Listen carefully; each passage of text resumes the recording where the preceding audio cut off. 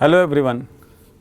So today I am going to discuss the questions of modern Indian history which had been asked in the UPSC mains examination 2022. Myself Abhishek Parmar, and as far as modern Indian history is concerned, there are three questions. So I will be specifically dealing with these three questions, and the first question is, why did the armies of the British East India Company, mostly comprising of Indian soldiers, win consistently against the more numerous and better equipped armies of the then Indian rulers? Give reasons. तो कई बार UPSC exam में आप जितना भी पढ़ लो, ठीक है, मैं ये नहीं कहूँगा कि क्वेश्चन सिंपल है डिफ़िकल्ट, मैं ये क्लासिफाई करने जा ही नहीं रहा हूँ, इसलिए क्योंकि मेरा ये मानना है कि जब आप एग्ज़ाम देते हो तो ऑलरेडी एक प्रेशर में होते हो, you are already under pressure, and there a student can not write the answer which I am going to discuss because exam has already been held and I am out of the exam hall.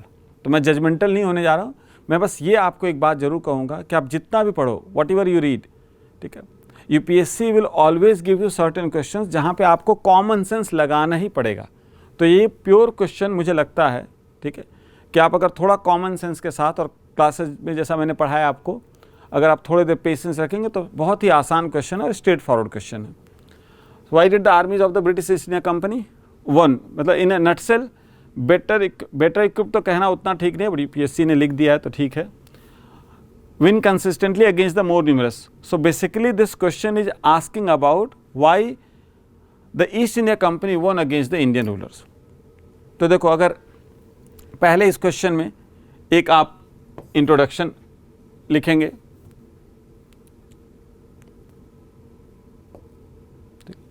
इस question में आप एक introduction लिखेंगे, ठीक है. So the first part will be your introduction, और introduction कोई ऐसा यूनिफॉर्म है नहीं, बट फिर भी दो लाइन आप मेंशन कर सकते हैं that the East India Company started its journey as a trading corporation, but as opportunity unfolded और knocked its door, company started grabbing political power and the instrument, the tool, वो हथियार समझ लीजिए आप, the tool which it had utilised for winning, that was army. And in fact class, army was the biggest and the most powerful instrument of the company through which it exercised sovereignty and control over India. Now body में आ जाएगा आपको that it won consistently against the Indian rulers because of certain following reasons. ठीक है, तो पहला reason जैसे आप लिख सकते हो, ठीक है, structure of the army organisation, structure of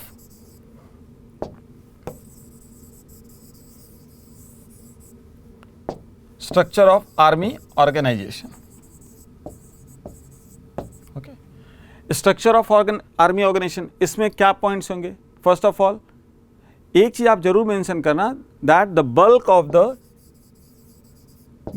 the companies आर्मीज, जो कंपनी की आर्मी थी, that were majorly comprising Indian soldiers.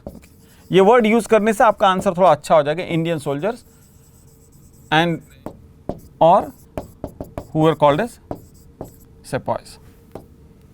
ठीक है, अब कंपैरेटिवली अगर आप एनालाइज करें तो you will find that adversaries, मतलब इंडियन रूलर्स के पास भी वही सोल्जर्स हैं, कंपनी के पास भी वही सोल्जर्स हैं. तो what were that particular reasons which had led to its success? ठीक है, so there are simple reasons in this which will come. First of all, they were paid, their salary was better, pension was consistent, ठीक है. फिर perks और incentive भी देती है, जिसे आप कह सकते हो बोनस देती है, ठीक है, इंसेंटिव भी देती है, जिसको आप कहते हो भत्ता, अलाउंसेस कह सकते हो आप, ठीक है, any term you can use. भत्ता इज अ हिंदी वर्ड, भत्ता. And not only that, salaries were better, यही सिर्फ नहीं है, it was also that these salaries were more regular और regularly paid. The salaries were regularly paid. On the other hand, because comparison तो करना है, on the other hand, Indian rulers or the regional states, their financial position had considerably been declining, तो उनकी salary regular नहीं होती थी. और इसलिए हम लोग मर्सेनरी सोल्जर्स थे। मर्सेनरी मतलब आप समझ लीजिए जैसे those who fight for money. तो we were good mercenary soldiers, no doubt about it. So company paid us regularly, company gave us better salary, so most of the soldiers joined company's army. The second thing is that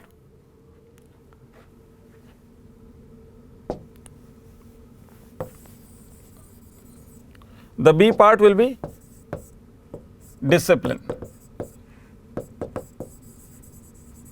Discipline. Is it okay? The company's army, it was regularly trained. It was regularly trained, regular training, and were disciplined according to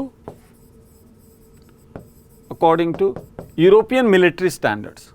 तो इनकी जो training थी वो पहले बहुत अच्छी थी, efficient थी, and they were trained as per the European military training. और यूरोप में कंटिन्यूअस वॉर चल रही थी। So because of this continuous war, okay, their soldiers और the officers, they were better trained to fight in the Indian subcontinent. So the second aspect will be that they had been, okay, quite rigorously trained and better in military skills. Third reason में आप लिख लो जैसे political alliances, or better to say, ठीक है, third reason will be strategic alliances कहना। Strategic alliance, history में आपको numerous examples मिलेंगे। Okay, will get numerous example जहां पे बहुत छोटी आर्मी बड़ी आर्मी को हरा पाई है, और इसके लिए विजन चाहिए। Okay, the officer must be, okay, visionary. आप if you read history of India about the establishment of the company's rule, you will get to know company had one of the most important technique method to isolate the Indian rulers. मतलब अलग थलग कर देती है, जिसके खिलाफ वो लड़ने जाती है पहले उसके बारे में पूरा स्टडी करती थी और उसको अलग थलग करने की कोशिश करती थी। आप एग्जाम्पल दे पाएंगे तो आपका आंसर बेहतर हो जाएगा।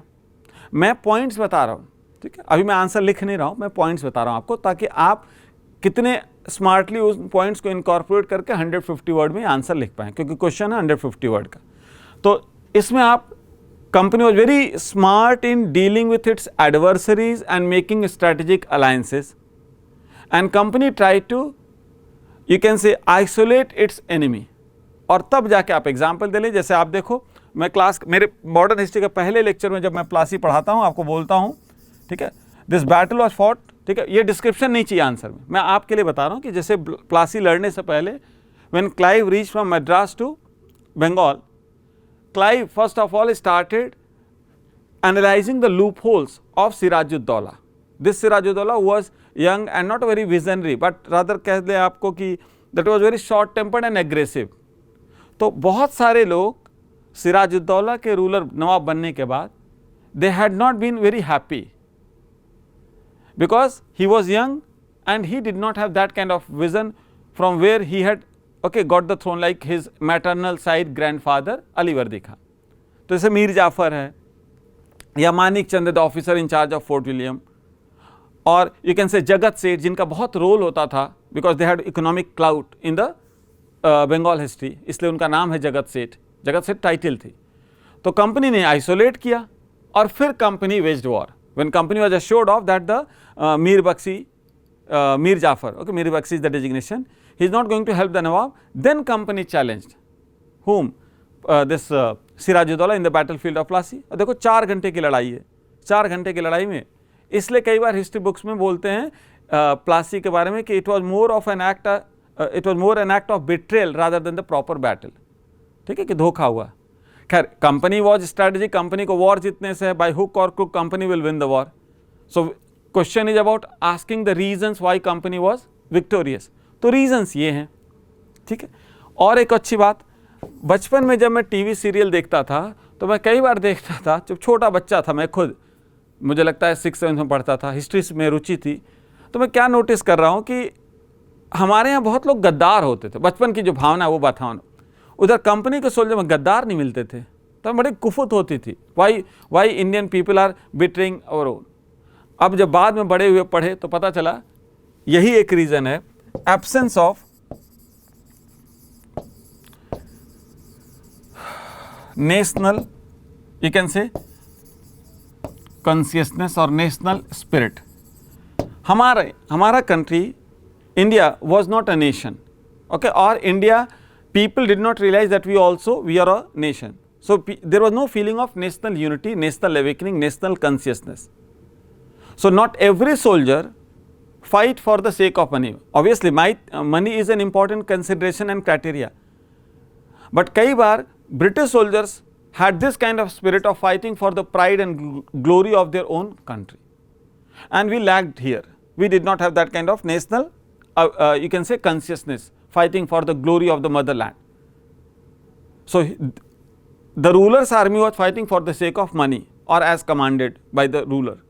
So that was also an additional reason that why the company had been successful or company soldiers were successful. आप ब्रीफ में रीजन, जितना मैक्सिमम रीजन लिखेंगे पॉइंट आपका स्कोर हो जाएगा। अगला पॉइंट है आपको, और unified military command, unified military command.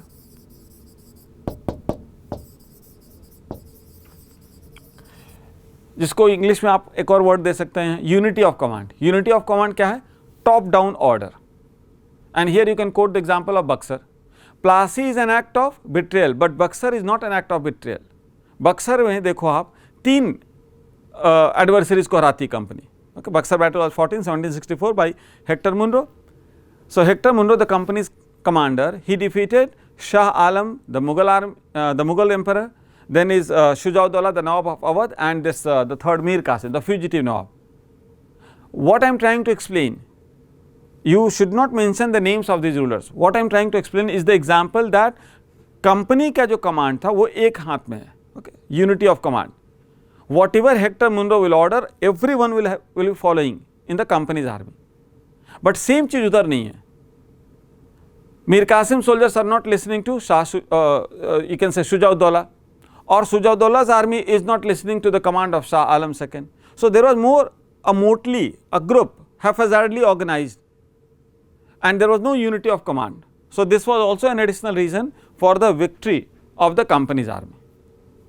Okay? So to conclude, because of the above mentioned reasons, the company army, which was more disciplined and trained, had been consistently winning against the you can say against its Indian adversaries.